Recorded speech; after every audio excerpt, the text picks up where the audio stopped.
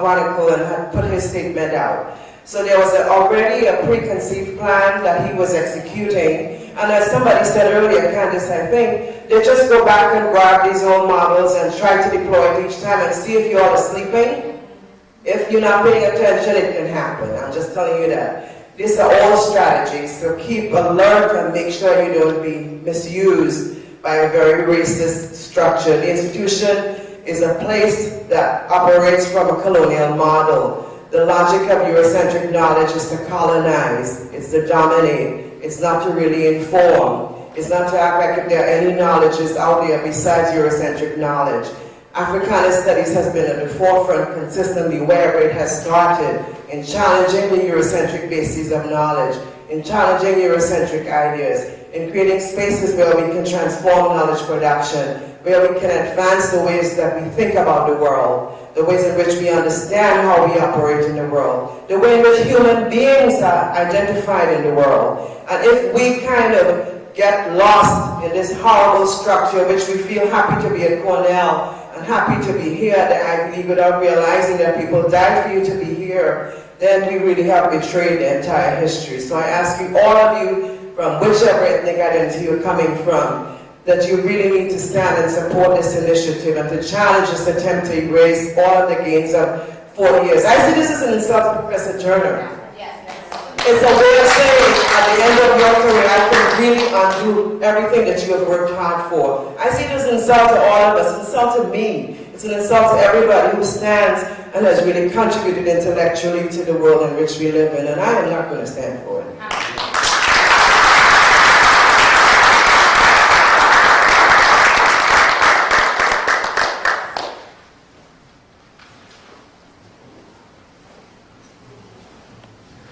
Hi, my name is Marianne Grady Flores. I'm a long-time, well, 14-year community member here in Ithaca, and a good friend of Dr. Turner's and Bob Harris and Loxley and others, many friends here. I thank you, Andrew, for calling me today. I just returned from New York City last night, and so this was a real shocker an hour and a half ago. My formal training is in community organizing, and I would say that yes, we should do go back and get the A's, but as a community organizer, I would suggest that we don't leave this room without having developed an action committee that would work together before you leave campus. Otherwise, we will lose the impetus that's in this room right here and now. Develop a core group, and then, talk with the heads of state of this community and plan an action that will develop over the course of the vacation, and then, do a mass mobilization throughout the campus so that something is in place before we get back. Okay, thanks. Marianne has been involved especially in the peace movement and anti-war demonstrations and knows a little something about organizing. Any other questions? Comments? Yeah. Oh. I just have a question. We were, as the second year and the first, well, not first years yet, but as the graduate students of the Africana Studies Center have expressed in a previous meeting that we were addressed by Provost Few. And my only question is, and perhaps the faculty can help me understand it because it might not be relevant, I don't know, but is it necessary? I mean, isn't there a process by which the provost has to provide the research that informed his decision? This was brought up yesterday, and he didn't explain. And so I'm a little bit confused as to how to even, in some ways, everything that has been mentioned is extremely relevant. I'm not discounting that. But I feel just thinking through personally, I'm at a loss because he hasn't even provided from whence he comes. And he said during the meeting, which I don't know if it was mentioned, that he was going to announce this decision last spring. So there's been some time. We just don't have anything provided. I don't know if the faculty has something that we don't, or if he has something, I don't know, but if somebody could ask him to produce that paperwork. If such a, I guess, a fundamental change, he has to have some kind of paperwork, something written down. That's all I ask, because I'm very confused. There was no specific documents presented, there was no models to be argued, and there was no literature that you could take away and examine. And I think that was also purposeful, so that then you could not parse these words, look at them, dissect them. And so it was meant. It also was, at this stage, the first line of their political movement.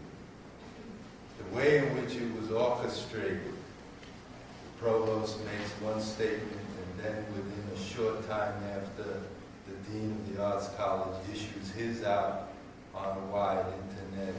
The provost is meeting that same evening with the editors of the Cornell Sun, and also putting it out. This was all orchestrated, well thought out. They also then went to their news bureau, sent it out on the internet to Cornell alumni. People were calling last night at 11 and 12 o'clock.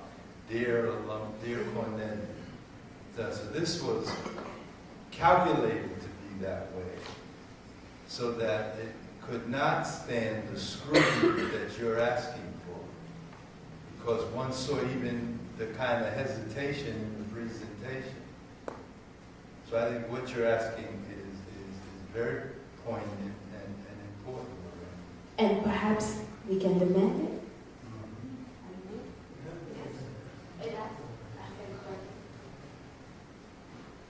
Well, we've asked for it, but I think also this is a role that many of you can play. I mean, talk about the nature of the institution and the way in which you have been educated to base decisions on evidence. Where's the evidence here? Other comments? Al? I just believe that we should move on what the community organizer said. I think we should not leave this room until we have an action plan in place, even if it's to establish a committee which is going to take action beginning of next semester. But I think we should move now on doing something.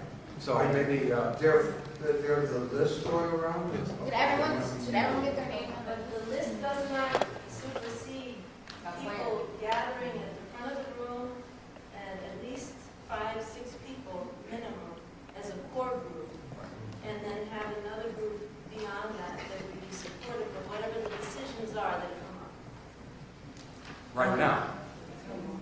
So I want to see if I can maybe offer something. It might be small, but my name is Jessie Delia. I'm in Natural Resources, and the decision was announced a couple weeks ago to close the education department over the next 2 years. And there's a group of students that have been organizing to respond to this and to try and initiate a dialogue that would allow for student, faculty, and staff, and community voices to decide what our education is going to look like here and what our community is going to look like instead of the administration or the bottom line or whatever else is going on.